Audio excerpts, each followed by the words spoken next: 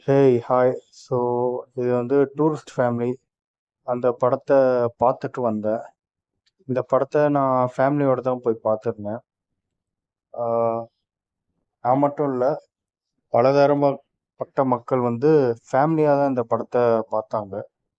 So இந்த படத்தை ஒரே வெட்டு குத்து அடிதடி அப்படின்னு ஒரு 2 3 படங்கள் பார்த்துட்டு இந்த படத்தை பார்க்கும்போது கண்ணுக்கு குளிர்ச்சியாக இருந்துச்சு தான் சொல்லணும்.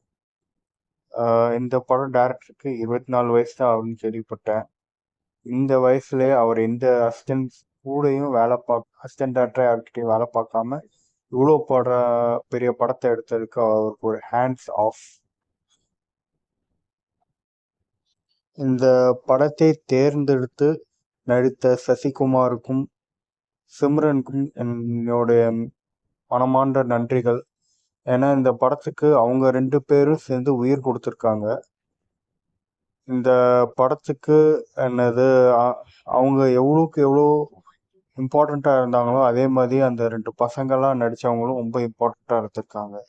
ஏன்னா அவங்க ரெண்டு பேரும் இந்த படத்துக்கு வந்து ஒரு பூஸ்ட் கொடுத்துருக்காங்க. இந்த படம் வந்து ஒரு மிக நல்ல கருத்தை வந்து முன்னெடுக்குது. இந்த காலத்தில் அக்கம் பக்கத்தில் இருக்கோம், யார் யார் எப்படிங்கிறது நமக்கு தெரியாமல் இருக்குது. யாருக்காவது ஏதாவது நடந்துச்சுன்னா ஒரு சப்போர்ட்டுக்கு போக மாட்டோம். அப்படி போகிற மனுஷன் அவன் நிறைய பேருக்கு அந்த தெருவில் நல்லது செய்கிறான். அவனுக்கு கடைசியில் அது நல்லதா முடியுதா இல்லையாங்கிறது தான் கதை. சூப்பர் கதை. நீங்கள் தேட்டரில் போய் பாருங்கள். இது ஒரு நல்ல ஒரு தேட்டர் எக்ஸ்பீரியன்ஸ்.